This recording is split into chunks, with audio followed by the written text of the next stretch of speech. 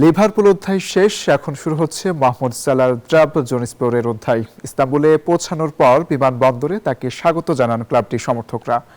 স্বাস্থ্য পরীক্ষার পরে তুরস্ক লীগের ঐতিহ্যবাহী ক্লাবটিতে যোগ দিবেন মিশরীয় এই তারকা ফরোয়ার্ড।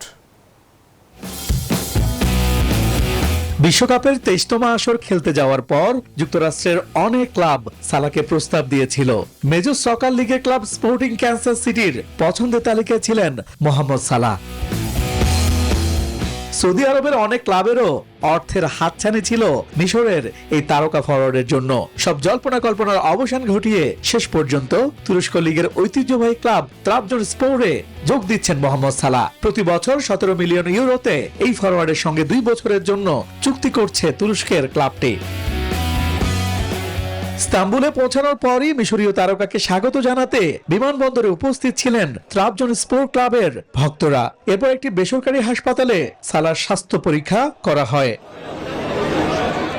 দীর্ঘ 9 বছর ইংলিশ ক্লাব লিভারপুলে নিজের রাজত্ব চালানোর পর ফ্রি এজেন্ট হিসেবে অ্যানফিল্ড ছাড়েন সালাহ। চেলসির হয়ে ইংলিশ ফুটবলে তার প্রথম অধ্যায়টি সফল না হলেও 2017 সালে লিভারপুলে যোগ দেওয়ার পর তার অপ্রতিরোধ্য পারফরম্যান্স নজর কাড়ে ভক্তদের। অলরেডদের হয়ে 9 মৌসুমে 315 ম্যাচে 191 গোল করেন 34 বছর বয়সী এই ফরওয়ার্ড। সেই সাথে প্রায় 100টি অ্যাসিস্ট করে ক্লাবের ইতিহাসের সর্বকালের সেরা গোলদাতাদের তালিকায় শীর্ষ 5-এ জায়গা করে নেন মোহাম্মদ সালাহ।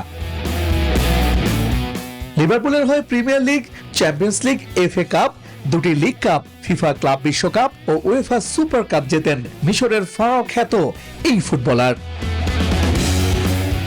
ইশতিয়াক দীপু, নিউজ 24।